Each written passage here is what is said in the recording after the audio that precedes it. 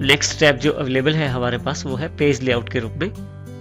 Page layout में मुख्यतः page के सेटिंग्स की जानकारी है। इसमें अलग अलग तरह के ग्रुप्स अवेलेबल हैं, जैसे themes, page setup, scale to fit, sheet options और अरेंज के रूप में काफी सारे ग्रुप्स अवेलेबल हैं।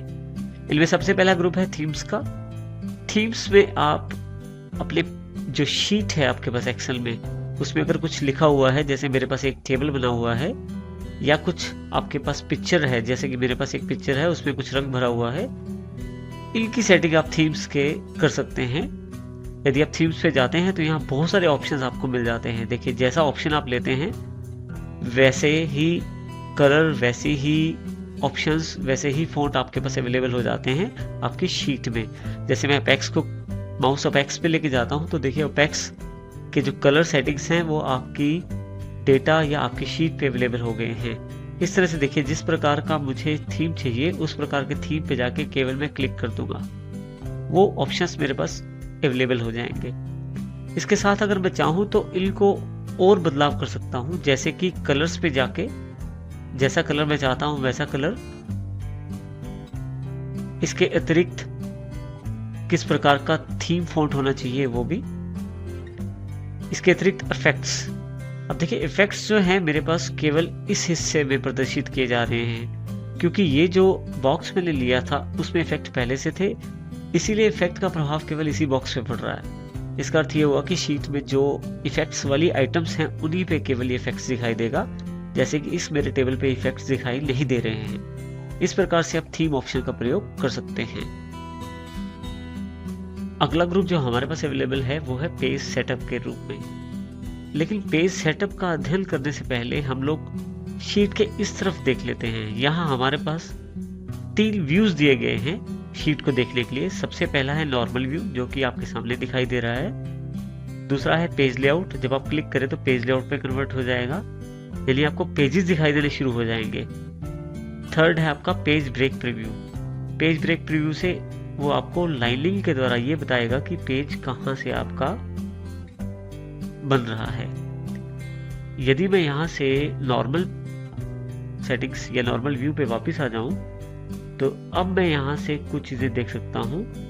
देखिए, यहाँ पे एक लाइन जो ये प्रदर्शित कर रही है कि आपका पेज कहाँ तक है। ये जो लाइन आपको डॉटेड लाइन दिखाई दे रही है, ये बताती है कि पहला पेज कहाँ तक है, उसके पश्चात दूसरा पेज, इसी प्रकार से आगे।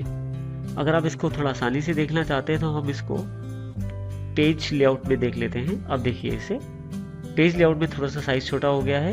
अब साइज को यहाँ से स्लाइडर जो है जूम इन जूम आउट का बड़ा छोटा कर सकते हैं। अभी मैं इसको मध्यम रखता हूँ ताकि हमें जो भी रिजल्ट या जो भी फर्क पड़ता है उस पर साफ साफ दिखाई दे जाए। अब हमारे पास यहाँ पे सबसे पहले कमांड है मार्जिन की। मार्जिन का अर्थ ये है कि आप हाशिया कैसा छोड़ना चाहते हैं, लेफ्ट से, टॉप से, राइट से, बॉटम से। इसके लिए आप क्लिक करें मार्जिन पे। देखिए, इसमें अलग अलग तरह का मार्जिन पहले से ही अवेलेबल है, जैसे नॉर्मल, जैसा कि हमारे पास पहले से अवेलेबल है। यदि मैं वाइड कर देता हूँ तो देखिए, ये जो पिक्चर है ये दूसरे पेज पे चली गई है, क्योंकि मैंने अब मार्जिन है वो बढ़ा दिया है। इसी तरह से अगर मैं नैरो कर देता हूँ मार्जिन, तो ये मेरी पिक्चर जो है पहले पेज पे आ जाती है, क्योंकि मैंने मार्जिन जो है वो कम कर दिया है। देखिए, जितना मार्जिन बढ़ाएंगे उसका अर्थ है उतनी कम जगह हो जाएगी आपके पास शीट में। जितना मार्जिन कम करेंगे उसका अर्थ है कि शीट में आपके पास जगह ज्यादा हो जाएगी। देखिए, जैसे दोबारा वाइड करके देखते हैं तो मार्जिन, क्योंकि आपने वाइड कर दिया है, बढ़ा दिया है, तो जो पिक्चर है उसके लिए जगह नहीं बनी, वो दूसरे पेज पे शिफ्ट हो गई है। यही मार्जिन अगर नैरो होता तो आपके पास वो पहले पेज में ही आ जाती।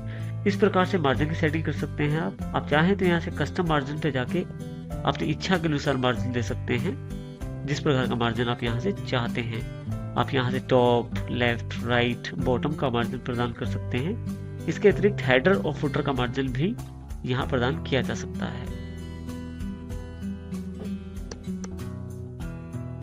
इसके अतिरिक्त हमारे पास नेक्स्ट जो ऑप्शन अवेलेबल है वो है ओरिएंटेशन का। ओरिएंटेशन से आप किसी भी पेज को पोर्ट्रेट और लैंडस्केप में बदल सकते हैं।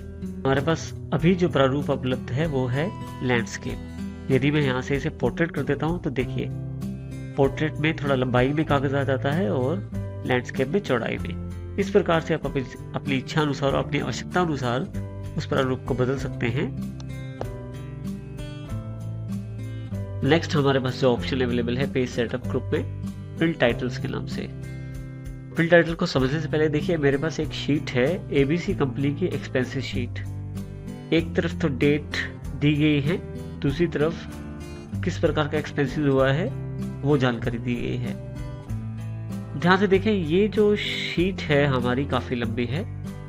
अगर इसको मैं फाइल पे जाके, प्रिंट पे जाके इसका प्रीव्यू चेक करूं तो देखिए किस प्रकार का प्रीव्यू आ रहा है। ये पहला पेज है, यहाँ नीचे से मैं दूसरा पेज चेंज कर सकता हूँ। अब यहाँ पे एक थोड़ी सी जानकारी आपको देना आवश्यक है कि यह जो पहली लाइन है, जैसे petrol, electricity, telephone, wages, T expenses वगैरह, जब हम दूसरे पेज पे जाते हैं तो वो ऊपर हेडिंग वाली रो या ऊपर वाली लाइन नहीं आ पा रही है। यहाँ से पीछे आप इसको चेक कर सकते हैं। इसका अर्थ हुआ है कि ये प्रिंटिंग में नहीं आएगी, परंतु हम चाहते हैं कि ये जो पहली लाइन है ये बार बार प्रिंट हो हर पेज पे। इसके लिए हम पेज लेआउट में जाएंगे, प्रिंट टाइटल्स में जाएंगे। यहाँ पे मैं रोज टू रिपीट एट टॉप, जो मैं लाइन चाहता हूँ हर पेज के ऊपर आए, उसको यहाँ रेफरेंस दे सकता हूँ। पहले मैं यहाँ क्लिक करता हूँ इसे। रेफरेंस देने के लिए जो लाइन मुझे चाहिए ऊपर, जैसे मुझे ये वाली लाइन चाहिए तो मैं इस पर क्लिक कर देता हूँ तो रो सिलेक्ट हो जाएगी। इस तरह से आप कॉलम भी ले सकते हैं, जैसे मैं पहला कॉलम ले लेता हूँ। इसके साथ आप यहाँ से प्रिंट प्रीव्यू भी चेक कर सकते हैं। प्रिंट प्रीव्यू पे जैसे आप क्लिक करेंगे तो देखिए अब हमारे पास ये पहला पेज खुल गया है प्रीव्यू में, जिसमें वैसे ही आ रहा है जैसे पहले आ रहा था। लेकिन जैसे ही हम दूसरे पेज पे जाते हैं तो दूसरे पेज पे भी हमारे पास वो पहली वाली लाइन रिपीट हो रही है। देखिए इसे। तो इस प्रकार से हम प्रिंट टाइटल का प्रयोग कर सकते हैं। इसके अतिरिक्त प्रिंट टाइटल्स में हमारे पास रो और कॉलम हेडिंग्स की एक ऑप्शन अवेलेबल है। अगर मैं इसे ऑन करके प्रिंट प्रीव्यू चेक करूं तो हमारे पास साइड पे दिए गई रो की नंबरिंग और ऊपर से कॉलम की नंबरिंग ABCD और इधर से 1 2 3 भी साथ में प्रिंटेड में आ जाएगा। इस प्रकार से आप इसको प्रिंट टाइटल के द्वारा चेंज कर सकते हैं। अगर आप नहीं चाहते रिपीट करना तो आप इसे ऑफ कर सकते हैं और यहाँ से इसे रेफरेंस को डिलीट कर सकते हैं।